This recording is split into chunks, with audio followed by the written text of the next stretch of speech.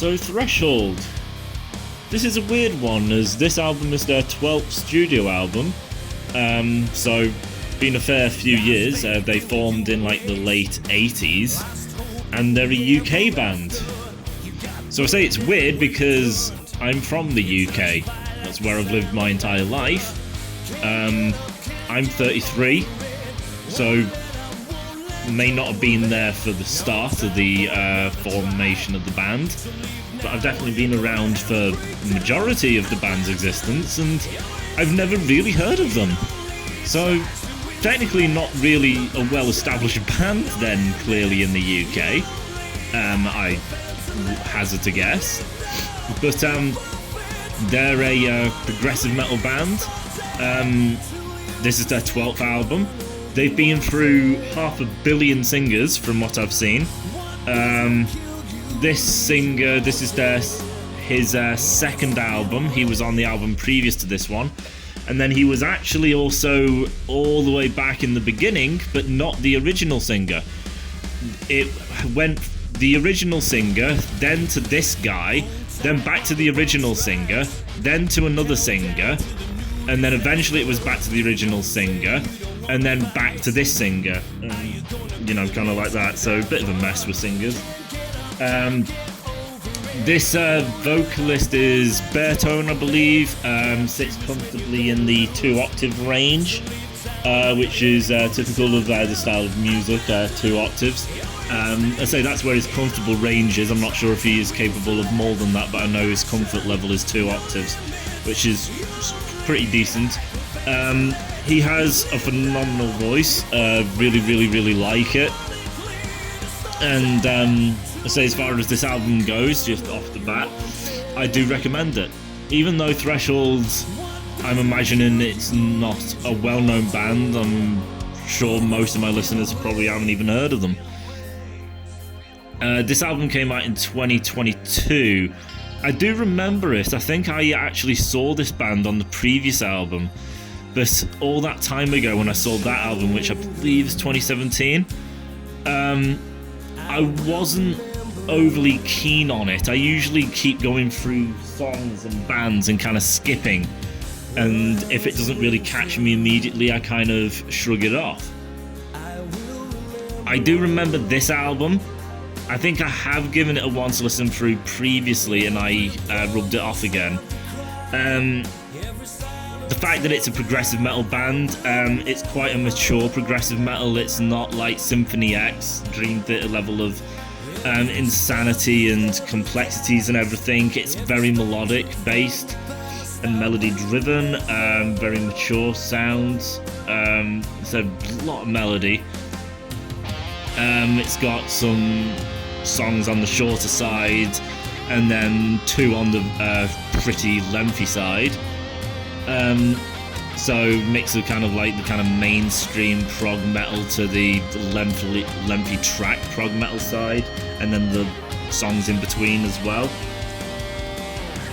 So I think I basically shrugged it off just because my maturity at that level and age wasn't really that high a level.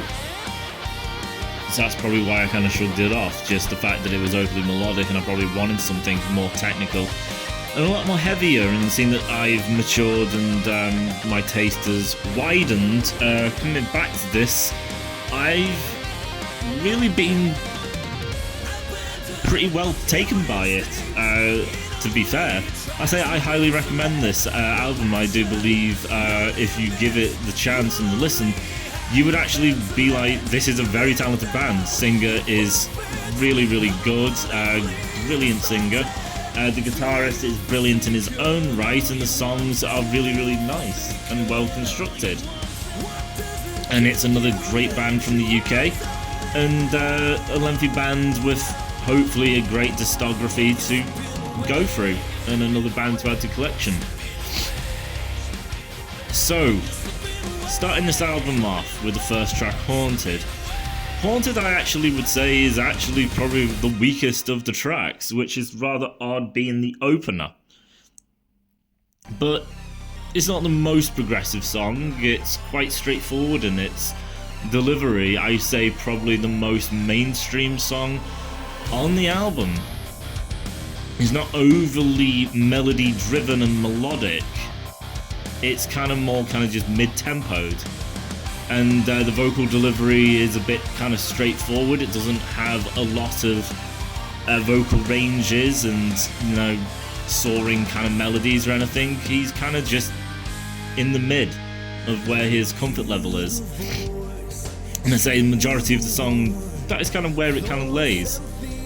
As I say, it still has its progressive elements. The second portion of the chorus, for instance, goes off into melody, so it changes it up just a tad.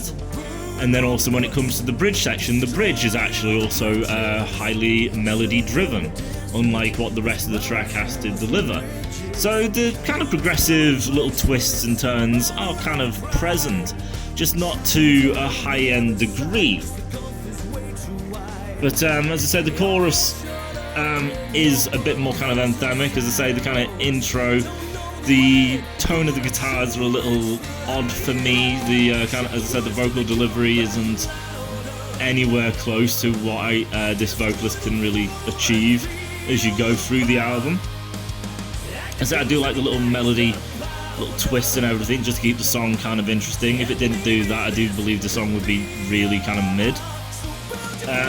It has a phenomenal solo, great solo, got a pretty decent length to it. This guitarist is pretty much melody driven. So what I mean by that is, going throughout the entirety of the album, all of the solos are purely melody driven. If he's capable of complexity, I don't know. But the guy's clear goal is to deliver something that is purely melody driven, purely melodic. Something with a lot of feel, something really touching, something that is incredibly well effective and sounds very pleasant and pleasing. I said there's a few instances of a little bit of technicality to it, but he's not trying to be a show-off. He's not doing things of an insane technical level. That's not the purpose here and not the point. And honestly, I do appreciate that. The younger me wouldn't have. I would have loved mass amount of technicality. But again, that is me younger. The more mature me, it is a lot more pleasing and pleasant, and in ways more impressive to deliver really nice sounding solos. And as I said, in a way it is probably harder to actually achieve. If you can do technical, then that's basically it. You're technical. But to deliver a very pleasing melodic solo every single time, that's difficult. If you nail one, doesn't mean you're going to nail the second. Complexity, you nail it once, yeah, you'll probably pull it off again. And as I say, going on through the album, as I said, outside of the first track, the tracks do get more kind of interesting. Hall of Echoes, where the verse is more melody driven. You get the first keyboard solo in this, which is kind of a jump between keys and guitar. Let It Burn, the intro to this track, actually starts with a guitar solo, and then you get another guitar solo somewhere in the middle of the track. So there's a bit more kind of leads thrown in this track. Silence starts off with a fair bit of effect on the vocals and everything. Vocals start immediately off the bat, just with the effects on the vocals. Sounds are kind of a bit weird, to be honest, and I'm not overly keen by it. But it gives a bit more nuances and, you know, variations, so I appreciate it for what it is. The Domino Effect, this is, I believe, the longest track on the album, 11 minutes. This has probably the favourite solo, has a very good length to it, an insane amount of melody, and then there's kind of a break where there is kind of chatter kind of in the background, but then it comes back into yet again another solo. This time not overly focused on the kind of really melodic melody, but going into something a bit more kind of heavier, but still not overly complex. which is interesting with the next song kind of being complex, and then King of Nothing, Lost Along the Way, Run, and then Defense Condition, which is the second longest track on the album. So we only have 2 really long tracks. As I said, some of the songs you're looking at 4, 5 odd minutes, some at 6. Outside of them, 2 really long tracks. And as I said, this band is mostly melody driven. I would say it's for fans of the band Darkwater, the album I reviewed of 2017, which was like my album of the year. Incredibly brilliant melodic prog metal band. I would say Threshold with this album, because I'm not entirely sure if their previous catalogue sounds similar to this, but this is definitely in line with what Darkwater is. It's kind of like melodic prog metal, and I say it's really good. As I said, the vocal work is outstanding. He sits comfortably at 2 octaves. He could probably be achieving higher than that. He's a baritone. As I said, there is great solos throughout the entirety of this album. Pretty decent length to all of them. And I said it is very melodic driven, which I personally appreciate. It is not about showmanship here and showing off and technicality. It is literally just focus on melody, which I really appreciate. And obviously, as I've stated prior, there is keyboard solos in this album. It's not in every single track, but they come and go in certain places, which is nice to hear. So the only downside I could say is some solos are shorter than others. As I said, the Domino Effect is my favourite, mostly just because it's the longest.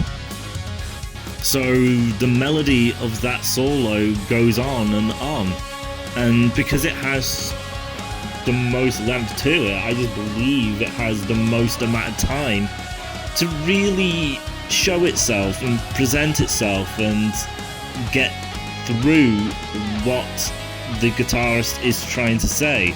It just says more with more time dedicated to it than if he only has a short period of time to basically do the exact same thing. What's he going to do more with? A melodic solo with a lot of time, or a melodic solo very restrained for timing? Which one's going to have more to say on it? Personally, I feel the one with more time. So as I said, it's great guitarist. To say I don't really know the amount of complexity. I do not hear much in the way of complexity to him. In regards of the technicality side, he has some, but it's really restrained. Like pretty much all the solos are just so melodic and melody driven. And as stated, the vocalist is absolutely phenomenal. Great key work at times and everything. And there's a lot of the verses have melody bases. The choruses are really big and effective and stand out. Honestly, I'm not entirely sure why this band's so small. Instead, with the period that we're in of metal, where more pop metal is kind of dominating, where songs are around the 2-minute mark now, 0 guitar solos, or guitar in general, or music really these days, and mostly relying on computer and digital voice effects and massive amount of auto-tune. Probably why this band isn't doing so well, because it's actually metal. And the mainstream metal scene these days, it really is leaning heavily into pop music. With, what's that god-awful band called? With the stupid guy with his stupid-ass mask. Sleep Token. Yeah, that pop band. Don't know why it's so popular and people take the mick out of Nickelback. Nickelback is far heavier than bloomin' Sleep Token. It is ridiculous. Like, Nickelback makes Sleep Token look like Avril Lavigne.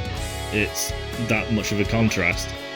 I said even 30 Seconds to Mars these days, I can't really say which one's actually heavier, about 30 Seconds to Mars or Sleep Token. It's getting ridiculous at this point.